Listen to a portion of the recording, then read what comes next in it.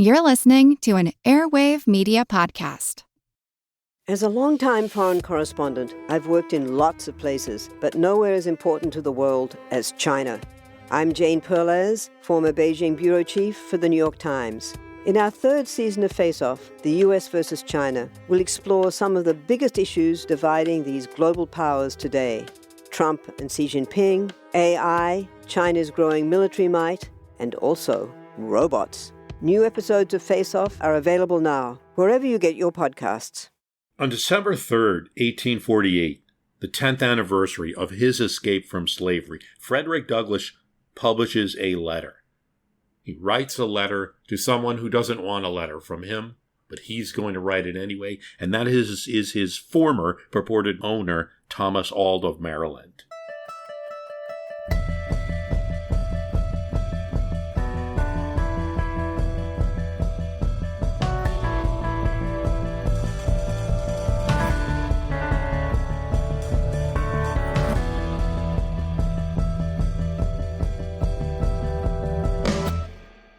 What it really is a lasting piece of anti-slavery propaganda that's hard to argue with. Just around the time that Congress is debating the various compromises. And Frederick Douglass, the former slave, now a famous activist and writer, issues a letter, a public letter. And the recipient of the letter is Thomas Auld. Thomas Auld was the person that kept Frederick Douglass in enslavement until he escaped. Auld also sold Frederick Douglass out to his brother. And because the Fugitive Act is being proposed and then passed, this is really resistance because it's almost a challenge to Auld. Come get me. Douglass reminds Thomas Auld that slavery was not an abstraction, but a series of choices Auld himself made. Withholding food, authorizing beatings, hiring him out to other people and receiving money, invoking religion to justify it all. He's not asking for an apology. He's not asking for reconciliation from Auld. He's burning him. We'll read a bit from it. Sir, the long and intimate, though by no means friendly relation which unhappily subsisted between you and myself leads me to hope that you will easily account for the great liberty which I now take in addressing you in this open and public matter. The same fact may possibly remove any disagreeable surprise which you may experience on again finding your name coupled with mine in any other way than in an advertisement accurately describing my person and offering a large sum for my arrest. In thus dragging you again before the public, I am aware that I shall subject myself to no inconsiderable amount of censure. I shall probably be charged with an unwarrantable, if not wanton and reckless disregard of the rights and properties of private life. There are those in the North as well as the South who entertain a much higher respect for rights which are merely conventional than they do for rights which are personal and essential. Not a few there are in our country who, while they have no scruples against robbing the laborer of the hard-earned results of his patient industry, will be shocked by the extremely indelicate matter by bringing your name before the public. I'll justify the ground upon which I do this in this instance. I've selected this day because it's the anniversary of my emancipation, and knowing no better way, I am led to this as the best mode of celebrating that truly important event. Just 10 years ago, on this beautiful September morning, yon bright sun beheld me a slave, a poor, degraded chattel, trembling at the sound of your voice, lamenting that I was a man and wishing myself a brute. The hopes which I had treasured up for weeks of a safe and successful escape from your grasp were powerfully confronted at this last hour by dark clouds of doubt and fear, making my person shake and my bosom to heave with the heavy contest between hope and fear. 3 out of the 10 years since I left you I spent as a common laborer on the wharves of New Bedford, Massachusetts. It was there that I earned my first free dollar. It was mine. I could spend it as I pleased. I could buy hams or herring with it, without asking any odds of anybody. That was a precious dollar to me. You remember when I used to make $7 or $8 and even $9 a week in Baltimore. You would take every cent of it from me every Saturday night, saying that I belong to you and my earnings also. I never liked this conduct on your part, to say the best. I thought it a little mean. I would have not served you so. But let that pass. At this moment, you are probably the guilty holder of at least 3 of my own dear sisters and my only brother in bondage. These you regard as your property. They are recorded on your ledger, or perhaps have been sold to human fleshmongers with a view to filling your own ever-hungry purse. Sir, I desire to know how and where these dear sisters are. Have you sold them? Are they still in your possession? What has become of them? I now bring this letter to a close, and you shall hear from me again, unless you let me hear from you. I intend to make use of you as a weapon with which to assail the system of slavery, as a means of concentrating public attention to the system and deepening their horror of trafficking in the souls and bodies of men. I shall make use of you as a means of exposing the character of the American church and clergy, as a means of bringing this guilty nation with yourself to repentance.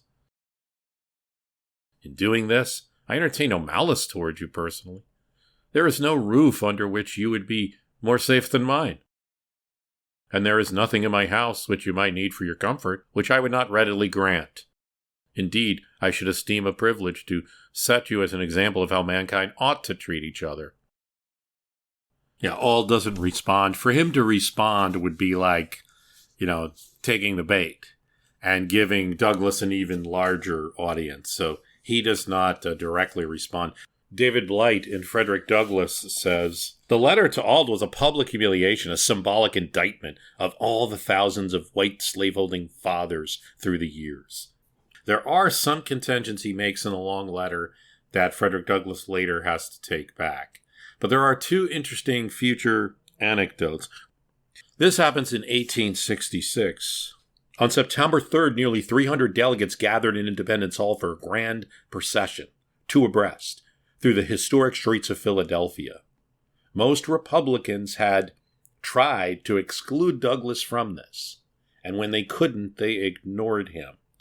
He stood alone as the line formed. The delegates, he recalled, seemed to be ashamed or afraid of me.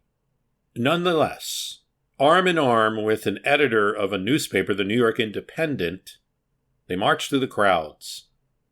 At 9th and Chestnut Streets, Philadelphia, Douglass spied a familiar face in the front of the crowd. It's Amanda Sears. She is the daughter of Thomas Auld, waving with her 2 children. Douglass had nothing but fond memories of Amanda's mother, at least. He broke ranks in the march and ran to her, saying, "What brought you to Philadelphia?" The former slaveholder's daughter replied, "I heard you were to be here, and I came to see you walk in this procession." In mid-June 1877, Douglass decides for the first time in 41 years to go to the eastern shore of Maryland, return there where he had been held enslaved. There's no slavery anymore in the country. And he meets with an aging and infirm Thomas Auld. There are some reasons for this.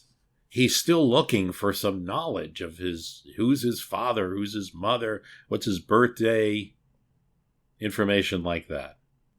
He boards the steamer Matilda for an overnight trip down the Chesapeake Bay. When he arrives in St. Michael's, Maryland, he found a town where most African Americans lived in shacks, and their economic conditions hadn't changed much. But a crowd of blacks and whites, given his fame, he'd just been on the cover of Harper's Weekly not too long ago, follow him as he strolls through the streets. When he come up to shake his hand, and there's kind of a little impromptu parade. He calls this strange in and of itself, just coming back like this prized ruler or something. But what was really strange was meeting Thomas Auld. It's the first time that a black man in St. Michael's had really entered a house by the front door as a guest. Thomas Auld at this point is sick, bedridden, his hands palsy. They meet for 20 minutes. There's a mistaken report in a Baltimore Sun newspaper that he begged Auld for forgiveness, and that's not what happens. David Blight writes it. Douglass had traveled the world, making his old master's name and his deeds familiar in 4 different languages as the symbol of all that was evil in American slavery. For many years, Douglass had wreaked a prophetic vengeance on slavery, slaveholders, the Confederacy, their memory, and all they stood for. Now in a bedroom of an old brick house in St. Michael's, Maryland, nearby where Auld whipped and rented him down the road. It was as if the aging Douglass glimpsed his own mortality and his frail humanity way down beneath. Douglass irresistibly went to the sick man and suddenly found himself holding Auld's hand in friendly conversation. Auld called the younger man Marshal Douglass, reflecting his D.C. office, and the former slave called the older man Captain Auld. Auld says something to the effect of, "Frederick, I always knew you were too smart to be a slave." Douglass assures Auld, "I had not run away from you, but from slavery." Although it appears that Auld was on his deathbed, he would live for 2 more years.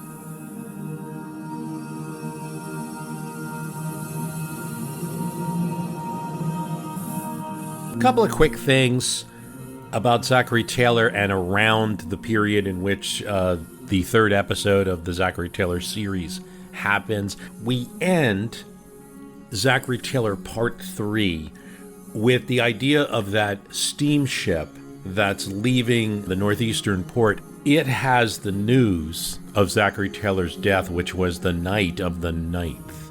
So by the 11th, they're able to get this on a steamship and to go across the ocean and give the news to Liverpool. Now, this is the only way to get news. There is no telegraph cable across the ocean or anything like that in 1850. And we ended with that thought that people in America were like, my God, Europe's really going to be shocked when this steamship arrives. And what I have is a little bit of that reaction from the Daily News in London. The death of the president. By the steamship Niagara, which reached Liverpool on Saturday night, we have received the New York morning papers of the 9th of July together with a telegraph dispatch from the same city to the evening of the 11th. It is with great regret that we announce the unexpected death of the President of the United States, Zachary Taylor, who appears to have expired at Washington on the night of Monday, the 8th, or early on Tuesday, the 9th. It is indeed the 9th. The event occurring so immediately before the sailing of the packet, the papers, of course, contain no particulars. We collect, however, that the president's indisposition first became known at Washington upon the 7th, when he was stated to be suffering from diarrhea. He was attended by Dr. Hall and Witherspoon of Washington, who reported that his condition at the time was serious, but not critical.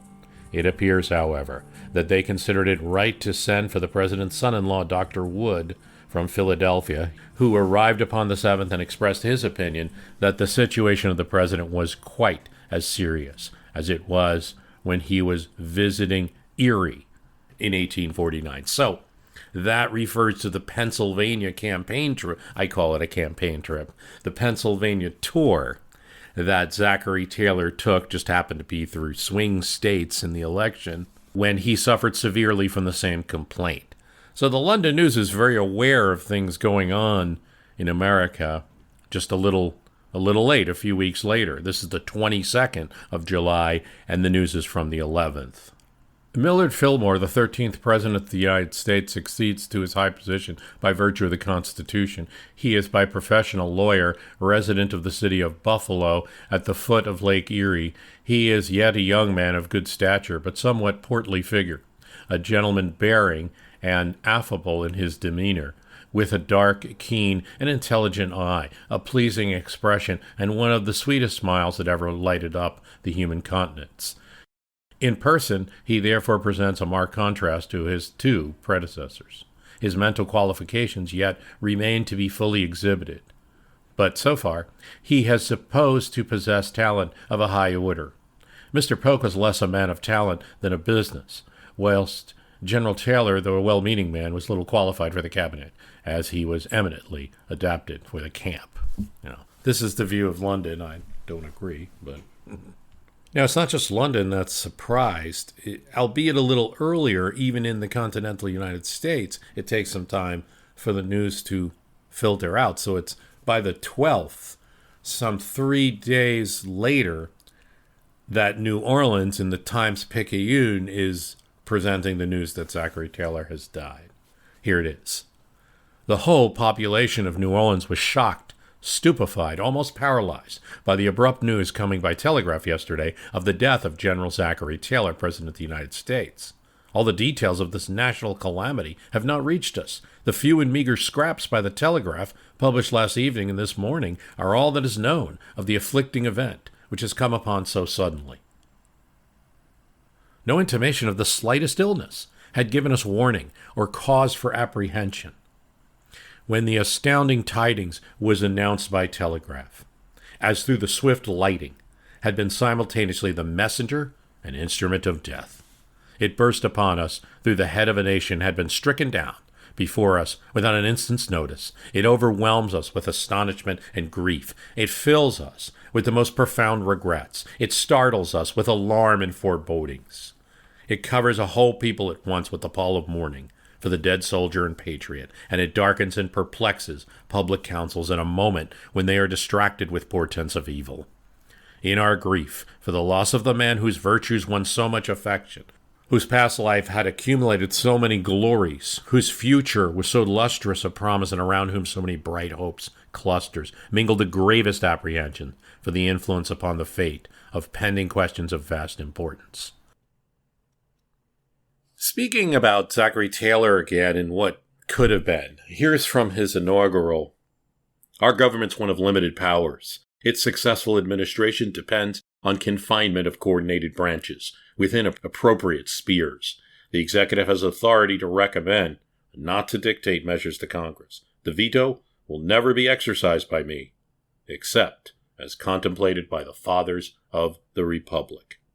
Well, if he leaves it there, what we have is a very Whiggish president. And the Whigs, remember, were founded as a party, as a group in opposition to Andrew Jackson. Some of them were even Democrats originally, but that opposition to a presidential overreach of power made them Whigs. Many felt that Polk was just cut from the same cloth as Jackson, using his presidential power too far, and so part of what Zachary Taylor is to be a response to that, and he sort of embraces it in his inaugural. He goes on, I view the veto as an extreme measure to be resorted to only in extraordinary cases, as when necessary to defend the executive against legislative encroachments, or to prevent hasty or unconstitutional legislation. That's been the prerogative of many presidents, even presidents who expressed that they would be hesitant to use it, like George Washington, for instance.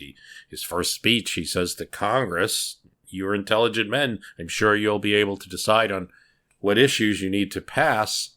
He uses the veto just in a few cases where things he saw seemed to be badly written or might be unconstitutional. Other presidents also used it as treated themselves as the Supreme Court, using the veto where something was considered by them to be unconstitutional. And Zachary Taylor is reserving his prerogative to do that here. He's not going to never use the veto. So what we don't know, for instance, is something like the Wilmot Proviso, which, if you remember, David Wilmot wanted this to pass the House late at night. Any piece of territory you get from Mexico should be free land, no slavery. If that passes Congress, does this Whig president, Taylor, pass it? And we just don't know the answer, except we have a secondhand account from a Southern congressman who wasn't happy about Zach's answer, and Zachary Taylor said, yes, I would if Congress passes it. But Congress wasn't going to pass it. It really had no realistic chance. Still, that showed that that extraordinary clause that he gave in his inaugural gave him an out even on his own veto policy. So would Zachary Taylor had vetoed various components of the Compromise of 1850. We remember he wanted a clean bill just to prove California, and then he added just to prove New Mexico statehood. But that doesn't mean necessarily he'd veto if things were added to it. He just didn't recommend it. So we really don't know. And where that spotlight really comes down on is the Fugitive Slave Clause, an important part of Henry Clay's compromise that he felt was the glue that would hold the Union together because it would bind the northern states to enforce slavery laws that were important to the southern states. Now, keep in mind, there's still a group of southern extremists that don't even want Clay's compromise. But for those that would vote for Clay's omnibus bill, it was helpful. We don't know Taylor's opinion on it. He didn't express opinions on individual elements of the bill. What he did think is that Clay was a fool for trying to pass this big bill that a little bit for everybody, and it wasn't going to work. A big thing to talk about with the fugitive slave law is the difference between Clay's proposal and what ends up in the compromise. So when we hear the Compromise of 1850, and again, that textbook story of Clay, what people are forgetting is that his proposals aren't what ended up in the final bills that were passed separately under Douglass and others. In Clay's compromise, anyone who was, let's say, under danger, a runaway slave person held in enslavement, is a better way to say it, who had run away, gone to a free state. And again, we have that philosophical question, are they now free? Can you ever take a person who is free and bring them back into a state where there's slavery once they were free? The whole argument of slavery at the point that we're talking about 1850 is that it's a peculiar institution. Don't mess with it where it is. This is something we do here. It's cultural. It's over time. Yeah, but can you take a person, bring them to freedom, and then bring them back? So to get rid of that question, you just use the supremacy of federal law and pass a federal law that will require this enforcement within the Union. And that's what they do in 1850. Clay's original proposal for this is the glue of his omnibus, is that anyone who's under threat of being removed back to that state gets a jury hearing, gets a trial, gets a jury. It's eliminated from the final bill. So right there, the Compromise of 1850 is not Clay's compromise in whole. There's also a little bit of difference in the border of Texas, and I may have not talked enough about this in the podcast that I said, it's essentially the same deal that Clay proposed, but it's not. There was about 33,000 square miles added to Texas as a result of the final bill versus the Clay compromise proposal. But the main thing there is that Santa Fe, the capital, and that very populated area of New Mexico was put into a New Mexico territory, not made a state. Crucial, by the way, that New Mexico will suffer a fate for quite a long time. William Howard Taft's going to be president when New Mexico becomes a state, and even that was a bit of a struggle. It could have been decided under Taylor's presidency, but it takes 60 years for New Mexico to become a state. So if we think there weren't great consequences to this man's death, there's one. Okay, back to fugitive slave law. So it passes in a form. It does not allow jury trials. So that is, in fact, it explicitly bans them. So states have to cooperate. And what you're going to see is that this is really consequential. Very consequential, because during the Fillmore administration, there's going to be rigid enforcement of this ban. There's going to be several court cases. One is Abelman versus Booth. This arises out of open resistance to the Fugitive Slave Act of 1850. The case stems from the arrest of Sherman Booth in Wisconsin. He helped an enslaved man, Joshua Glover, free himself. And Wisconsin courts issued writs of habeas corpus and ultimately declared the Fugitive Slave Act unconstitutional and directly challenged federal authority. Chief Justice Roger Taney's opinion struck back hard, State courts, he said, had no power to interfere with federal law or federal custody. Whenever one thought of slavery, resistance had to occur through political change, not state nullification. Abelman was less about Booth personally than about shutting down a growing Northern strategy, legal defiance mixed with state liberty laws. So what states started passing laws saying that individuals residing in their states had a liberty that a slave catcher can't come into Wisconsin territory and get this person. U.S. v. Hanway exposed the limits of the assertion on the ground. The Christiana riot in Pennsylvania ends with the death of a Maryland slaveholder who was attempting to reclaim fugitives. Federal prosecutors charged Castor Hanway, a white miller, with treason and argued that resistance to the Fugitive Slave Act amounted to war against the United States. The jury rejects this theory outright. Hanway is acquitted, and it demonstrates that federal courts could pronounce sweeping doctrines local juries could still nullify. Abelman v. Booth is still law, though not any part of it that would have to do with slavery. That's been voided by the 13th Amendment. But the central rule that state courts have no authority to interfere with federal officers acting under federal law, and that states cannot use habeas corpus or other judicial tools to nullify federal statutes, that principle is the cornerstone of modern supremacy doctrine. Yes, you do see it today in the debates over ICE and immigration enforcement. Not necessarily. Abelman v. Booth has been modernized and absorbed into later doctrine. There's a group of cases. Tarbell's case, decided after the Civil War. Tarbell involved a Wisconsin court attempting to free a man held by the U.S. Army through state habeas corpus.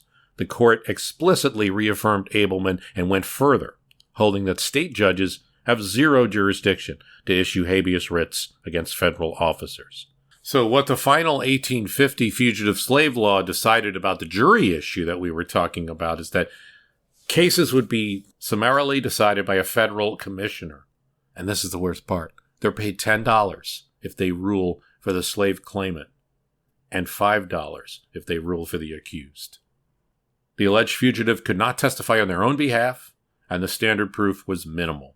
Even some Northerners that voted for the Compromise of 1850 were not happy with what they get. It was enforced under Millard Fillmore because he saw it as akin to supporting that compromise. And then it was aggressively enforced under the Democratic administrations of Pierce and Buchanan. Commentary on Zachary Taylor from two figures in history. This from Holman Hamilton's Zachary Taylor, Soldier in the White House. Theodore Roosevelt wrote that Taylor was an able and gallant soldier, a loyal and upright public servant, and a most kindly, honest, and truthful man. His death was a greater loss to the country than perhaps the people ever knew. James G. Blaine said that Taylor's death gave the opportunity for the success of the compromise measures. Had Taylor lived, their defeat was assured. As a Southern man coming from a Gulf state, personally interested in the institution of slavery, he had a vantage ground which a Northern president could never attain. He had, moreover, the courage and intelligence to uphold his principles, even in a controversy with Clay. If it can be argued that their politics prejudiced Roosevelt and Blaine, we find a Clay biographer calling the so-called compromises merely expedients, which proved abortive. One person not unhappy to see Zachary Taylor gone was Utah's Brigham Young. Zachary Taylor's dead and gone to hell, and I am glad of it. Clay doesn't have a full public eulogy of Taylor. He predicts to friends that I think the event will favor the passage of the compromise bill. Edward Baker says, Taylor combines gentleness with firmness. The achievements of Buena Vista are deeds that will never die. It was the great event of the age. In the presidency, honest and unostentatious Taylor exhibited the same decision, approaching difficult questions with singleness of purpose. When impartial history shall record the events of his administration, they will be found worthy of his past life and a firm foundation for his future renown. And I think the major thing I did not get a chance to talk about, we kept it traditional in saying that the Battle of 1850 was over a free California. And I think it would take too much away from Zachary Taylor to start talking about how it ain't necessarily so, in that a free California as part of a statehood vote in Washington, D.C., thousands of miles away, did not make a free state in the state of California at the time. I mean, you start with John Sutter, who is the Swiss immigrant who comes to California to make a fortune. And he originally wants to make a fortune in agriculture. And how is he going to do it? By employing cheap, actually free labor, free to him. And he utilized certain traditions that existed in that area. It's actually illegal in Mexico, in the country of Mexico, of which California was when he moved there, to own slaves. But there was a system of Native American peonage or labor that resembled slavery in many respects. In fact, the difference is really nominal. Hundreds of Native Americans toiled on Sutter's farm. They were not paid in hard currency. They were paid in, rations. They were paid in clothing. They might be paid in protection. Oh, bad's gonna happen to you while you're here with me. There's bandits all around. They might be paid in some type of debt collection scheme where, you were operating on land that was owned by this person and you owe them this much. Didn't know what they were signing, things like that, to where they weren't paid money for their labor. And so in America, the story of John Sutter is always like this woe is me person. It is a bad story for him. It works out pretty badly for him. When gold is discovered on his property in 1848, thousands of miners pour onto his land with no permission. There's not enough people around to enforce the law. And so these miners are coming and tearing down fences, cutting timber, killing livestock. And squatters would claim parcels of his land and say, make me move. And, it was just impossible to remove them. Courts were slow. Land titles were contested. It was a recent takeover by America. So you had the past Mexican government. You had the in-between territorial administration, really a military administration. And then you had the state. And he had to deal with all of that. And so, what does happen to Sutter is that obviously there's a area around his farm that he is able to control and maintain, just not the vast holdings. And the price of that goes up. So he does sell it and he makes some money doing that. But essentially he, by the time he dies, he moves to, first of all, he has to take a government job in D.C., and then he moves to Pennsylvania. And I never knew this about this. You would think Sutter, who discovered all this gold on his property, he's going to stay in California for the rest of the life. Living's good here. I got the gold. But he didn't really see much money from all of that. And he ends up living with a Swiss community in Pennsylvania in his later years. But in Switzerland, you have this recent change where they're looking at it like, we have this guy who's an important part of U.S. history, but he's a Swiss immigrant. And, you have novels from the 1920s that turn Sutter into this, romantic hero. In 1989, one of the Swiss canton, that's like their states, funded a monument to him in Sacramento as part of a sister city initiative. But beginning in the 1980s, American scholars have been re-examining Sutter, and that's, of course, especially culminating in 2020 and the big movement there, and looking at it and said this guy would participate in slavery merely by another name. Now, actual slavery, as we might say chattel slavery, where you own the person, was not permitted under Mexican law, was not permitted in California, and its free state status made that illegal in the state of California. That was the whole point of their constitution. So that's the fine distinction you have. And listen, many people in slavery in the South would have liked to have that distinction between the chattel state slavery on peonage, because maybe there's a chance for your children, where in a chattel slavery, you're property and there's not. So you didn't technically own these people, but in more than name only. I mean, very often they were working for life. And if they tried to escape, he could use soldiers, he could use common militia, he could use all the powers of the state to get them back, just in the same way a plantation owner in Mississippi could. So what's going on in California, one historian, Andres Resendez, calls it the other slavery. Forms of bondage that weren't labeled so, but operated the same way.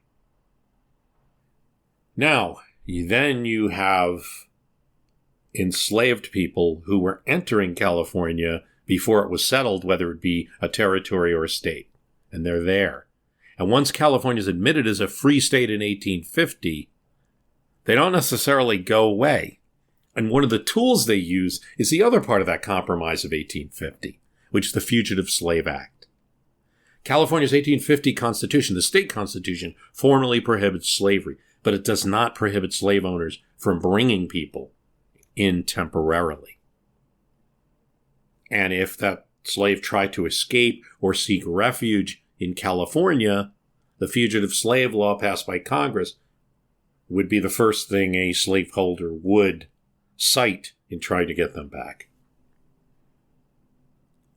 So California's free status offers very little protection in practice. I mean, okay, you're not creating loads and loads of new chattel slaves, okay, but if someone happens to be there, there's a lot of mechanisms for them to stay. And some might say, oh, it'd be better in San Francisco. No, it's worse, because in the city of San Francisco, there's federal officials. And so that first Fillmore administration, then going into the Pierce administration, then the Buchanan administration, the federal officials there are going to be in support of that enforcement of the federal fugitive slave law. And then you have the 1850 Act, California Act, for the government and protection of Indians. This reinforces all the rules that allow coercion of labor, that allow captivity in a sense, and allow violence. So we talked a lot in that episode about California being free, and it sounds great, but there's a lot of exceptions to that rule. A couple of court cases to know. R.E. Perkins, a freedom suit brought on behalf of an enslaved man taken to California by a Mississippi slaveholder. The key legal question was whether slavery could legally exist in California after statehood. The California Supreme Court ruled that California's Constitution prohibited slavery, and therefore Perkins was free. So, we talked about that a lot in the episode, and this was the big contention at the time, that you can only be a slave in a place that has slavery. Once a person enters a free state, they are free. So this is the way California Supreme Court rules on paper. This is an anti-slavery decision. California courts upheld free soil. But the ruling has sharp limits. Freedom, it said, depended on permanent residence and the owner's intent. Slaveholders quickly adapted by claiming that the enslaved people they have with them, they're only in California temporarily. When are they leaving? We won't tell you. So the Perkins decision does not end slavery in practice, but if a person was stupid enough to say, like, I have this person, they're a slave, and they're going to be with me forever, that could be enforced by this court decision. So it freed Perkins, but not too many others. The People v. Hall was an 1854 California court case. And here the court ruled that Chinese people could not testify against white defendants. And this is the interpretation of a statute that had been passed that already barred testimony by black, mulatto, or Indian witnesses. And so the court extends it to include any non-white race. The immediate effect was to overturn the murder conviction of a white man who had killed a Chinese miner. But broader, this means that no Native Americans can go to court. This means that no slaves after 1854 can represent themselves in court. And violence against them is far easier to commit. There'll be no consequences. The witnesses, they're not going to see it unless you can get a witness who is not of your race, which, as you can imagine in that time would be difficult. So you're seeing here contradictions in California law. Now, the 13th Amendment, that frees everyone in the United States, and California certainly does apply. It did take some time for the native servitude, because the exception they used is in there in the 13th Amendment. The 13th Amendment says there shall not be any forced labor except for punishment of a crime. Well, they just drum up some crimes against these Native Americans and then put them to work.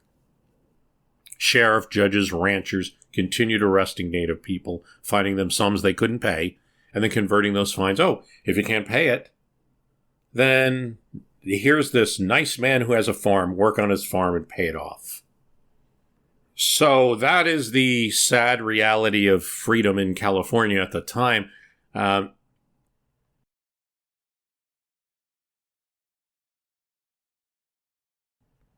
a month before Zachary Taylor passes away, San Francisco's on fire. There's a fire in the chimney of a bakery near the waterfront, which surrounds the wooden structure. Most San Francisco buildings are wood structure. Their first brick building comes in this very year, and too late for this fire. Bakeries were common ignition points in this city. They ran hot through the night, used crude flues, and were often built with lodging houses, stores, and canvas roof sheds. By the time flames are noticed in the bakery, sparks had already reached other buildings. It spreads quickly north and east, driven by the wind off the bay.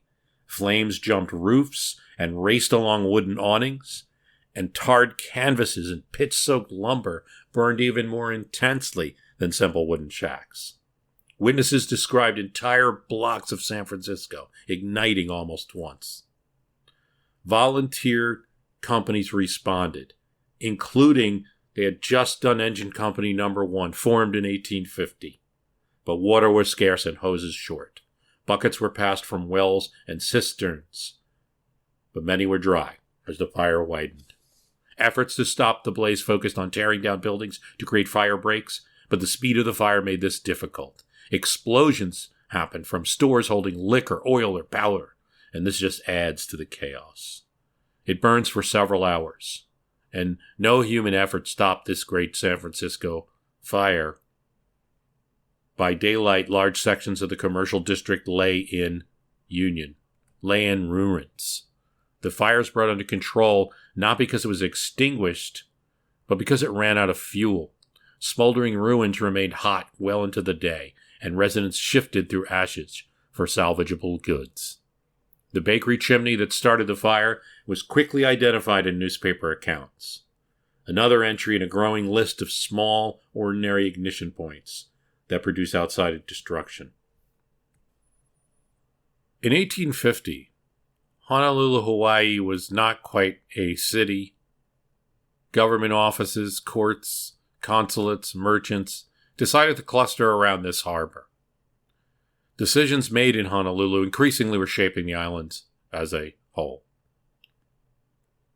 Hawaii passes the alien land ownership of 1850. This allows foreigners, mainly British, German, Americans, to own land outright for the first time. Before this, land had been controlled through chief systems and long-term use rights. The laws signed by Kauikeaouli. He did not see this as any kind of surrender. He believed that formal property rights would protect Hawaiian sovereignty by making the kingdom. You have laws, Now we do too. You don't have to come here and abide by some weird, like chiefly custom or some ritual. We have written laws that you can understand. Thought that would work. But foreign merchants, missionaries, descendants, shipping interests quickly acquired the valuable parcels, took advantage of this law. One of them is going to be Stanford Dole, who's just a young man at this time, but he is part of a missionary family, and that family will convert pretty quickly from just missionary work to owning businesses. Honolulu in 1850 is booming as a whaling port with hundreds of ships stopping each year to resupply. It's easier now with this Alien Land Ownership Act. It has a lot of benefits to the kingdom because foreign investment will bring warehouses, docks, boarding houses, businesses.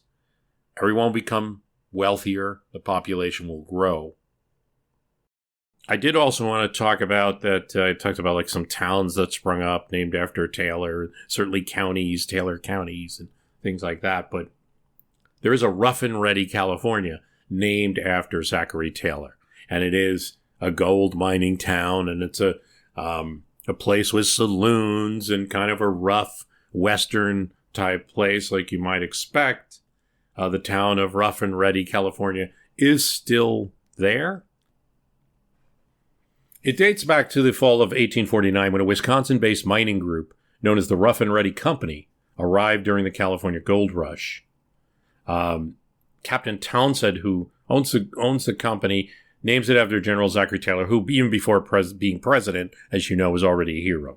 Townsend, in fact, had served under Taylor during the Black Hawk War of 1832, and we talked about that. 3 California towns bore the name Rough and Ready. This one is the only one that survives. But it's interesting. On April 7th, 1850, the town famously declared its secession from the Union as the Great Republic of Rough and Ready. This is in protest of mining taxes. But it didn't lead to civil war. Just 3 months later, on July 4th, they voted that they'd be part of the United States again.